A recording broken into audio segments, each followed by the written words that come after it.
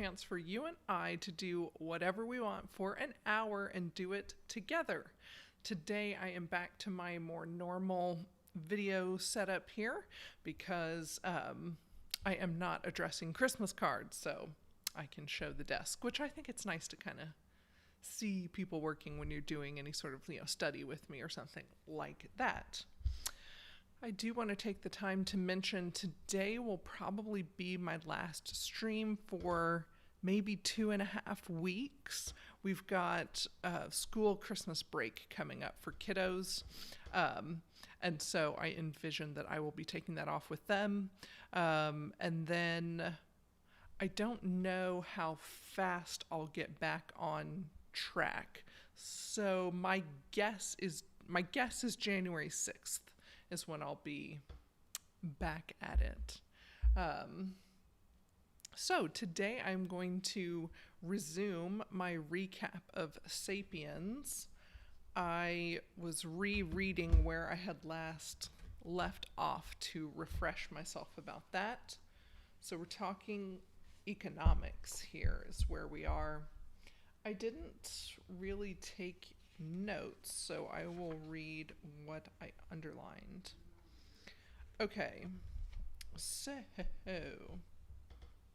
he's talking about the concept of credit, and he says, a host of new and wonderful opportunities open up if we can build things in the present using future income. So, orienting us toward the idea that credit allows us to do things, right, that we wouldn't otherwise do. And for me, that's a helpful reminder because I tend to think of credit as negative, as like, oh gosh, like spending money you don't have, and that's a risk and things like that. So it's a good reminder for me to see without credit, good things are limited. Less good things exist without credit is a different part of it. It's not that both things aren't true. It's just a good reminder of that part of it for me. So saying in the past, did people use credit? Yes, just in a more limited way. Because he says business looked like a zero-sum game. So people thinking... So here he says, to put that in economic terms, they believed that the total amount of wealth was limited, if not dwindling. People therefore considered it a bad bet to assume that they personally, or their kingdom, or the entire world would be producing more wealth 10 years down the line. So then he says, a little farther down, you could cut the pie in many different ways, but it never got any bigger. That's why many cultures concluded that making bundles of money was sinful. If the pie is static and I have a big part of it, then I must have taken somebody else's slice. Then he's saying, so it was hard to get a loan in the pre-modern world, and when you got one, it was usually small, short-term, and subject to high interest rates.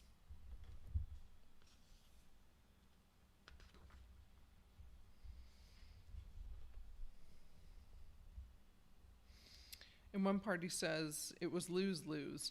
Because credit was limited, people had trouble financing new businesses.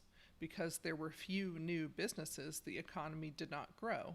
Because it did not grow, people assumed it never would, and those who had capital were wary of extending credit. The expectation of stagnation fulfilled itself. And I just sort of added, the cycle played out as people correctly guessed. So people read the room, so to speak, and said, okay, well, these are the conditions. If these are the conditions, then yeah, this is my expectation, and they were correct. He says, then came the scientific revolution and the idea of progress. The idea of progress is built on the notion that if we admit our ignorance and invest resources in research, things can improve. This idea was soon translated into economic terms. And I'm writing on the side, yeah, it's amazing how we take the concept of progress for granted. That seems so fundamental to my worldview, and I think it is fundamental to our modern worldview, that it's a bit jarring to realize, the world just wasn't always viewed that way. And Lord knows progress can get out of hand, but, another subject for another time. So then he's saying the entire global pie can grow. I wonder, my notes here about what I wonder is, it could be semantics. It might not be. It might be a worthy distinction. But I definitely had the wonderment. I want that to be a word. That probably is a word. I think it is a word, but I don't know that I'm using it correctly. But I want there to be a noun. I had a wondering thought. I wondered. I don't know if the pie is growing so much that we're just realizing it's bigger than we thought. Again, I can't quite tell if that's tomato, or if it really is different. So I'm sort of thinking, might the pie be limited, but maybe just bigger than we realized, and maybe bigger than we could ever eat? And then I ask the question, I just wonder, is there a point at which the consequences of consumption would stop us from continuing to eat the pie, even if there is lots more of it? Those are just things that popped in my head. Okay, so moving on, he writes, today there is so much credit in the world that governments, business corporations, and private individuals easily obtain large, long-term, and low-interest loans that far exceed current income. And then he diagrams the pre-modern economy with little trust in the future, leading to little credit, leading to slow growth, reinforcing little trust in the future, comparing it to the modern economy. With much trust in the future, there's much credit, there's fast growth, which then in turn makes you trust more in the future. And I wrote, I love diagrams. If you can't diagram it, it didn't happen. This is a thought I've had on more than one occasion. Perhaps it's just what's most satisfying to my brain. I tend to want to be able to distill things down to almost diagrammatic form, to say, show me the essence of what you're saying. This leads to this, therefore that, or in a diagram like this is the cycle we have. This reinforces that, which reinforces this, which reinforces the thing we started with. I think it's really a very useful tool for making sure you understand material. If you're studying, if you're perhaps writing a paper, to be able to say, this is, these are the bones of my argument. Do they really, sort of line up, to mix metaphors? So then he's talking about Adam Smith's The Wealth of Nations, published in 1776, Scottish economist. So in the 8th chapter of its first volume, Smith made the following novel argument. When a landlord, a weaver, or a shoemaker has greater profits than he needs to maintain his own family, he uses the surplus to employ more assistants in order to further increase his profits. The more profits he has, the more assistants he can employ. It follows that an increase in the profits of private entrepreneurs is the basis for the increase in collective wealth and prosperity. This may not strike you as very original, because we all live in a capitalist world that takes Smith's argument for granted. We hear variations on this theme every day in the news. Yet, Smith's claim that the selfish human urge to increase private profits is the basis for collective wealth is one of the most revolutionary ideas in human history. Revolutionary not just from an economic perspective, but even more so from a moral and political perspective. What Smith says is, in fact, that greed is good, and that by becoming richer I benefit everybody, not just myself. Egoism is altruism. Smith taught people to think about the economy as a win-win situation in which my profits are also your profits. Not only can we both enjoy a bigger slice of pie at the same time, but the increase in your slice depends upon the increase in my slice. And then I'm skipping down some. It says, the rich are accordingly the most useful and benevolent people in society because they turn the wheels of growth for everyone's advantage.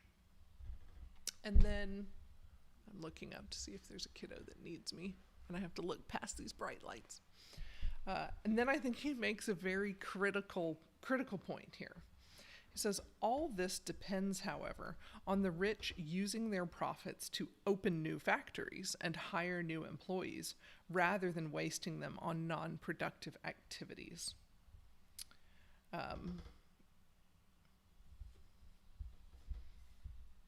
Yeah, I think that's the crucial distinction, right? That we can, I think it is a pretty sound argument, the idea of the increase in my personal profits, if I use that to then employ others or expand in that way, I'm benefiting others.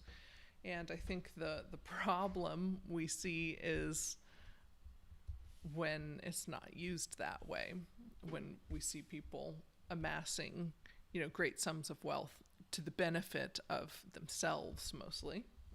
And he says, a crucial part of the modern capitalist economy was the emergence of a new ethic, according to which profits ought to be reinvested in production. And so he says the phrase frequently, increase production. I might exchange it for increasing good. That kind of helped me a little bit there. And then it says, a pharaoh who pours resources into a non-productive pyramid is not a capitalist. A pirate who loots a Spanish treasure fleet and buries a chest full of glittering coins on the beach of some Caribbean island is not a capitalist. But a hardworking factory hand who reinvests part of his income in the stock market is. The idea that the profits of production must be reinvested in increasing production, and that's in quotes, so I assume it's from The Wealth of Nations, sounds trivial, yet it was alien to most people throughout history. And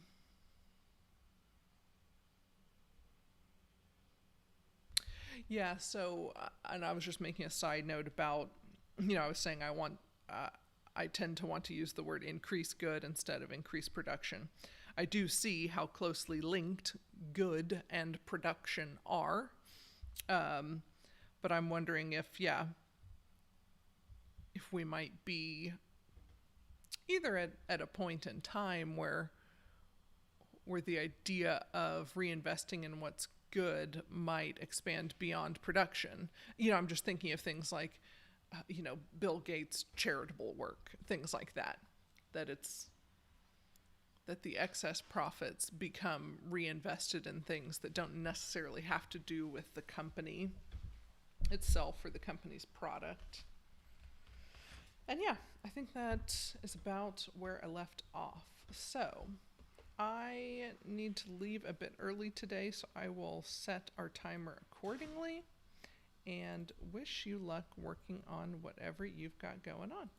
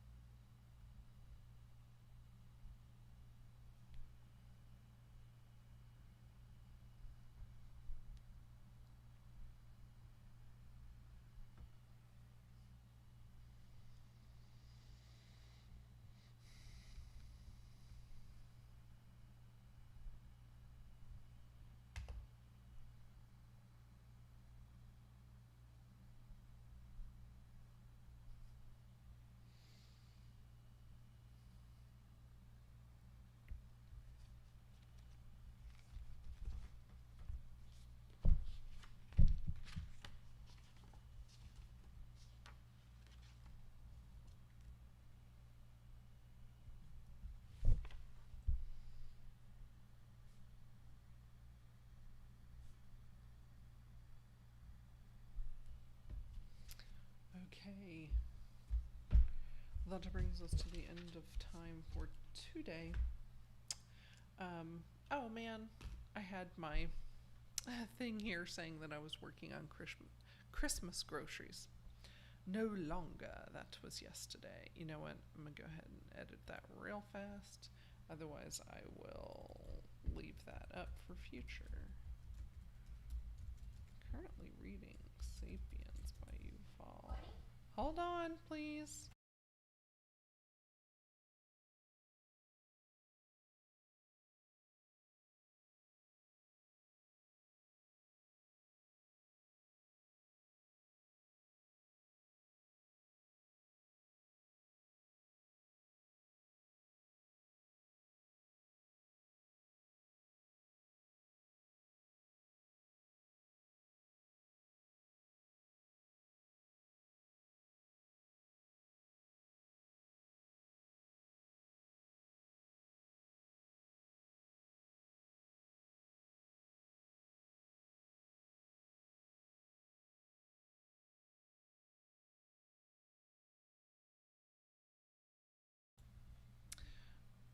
Okay. Sorry.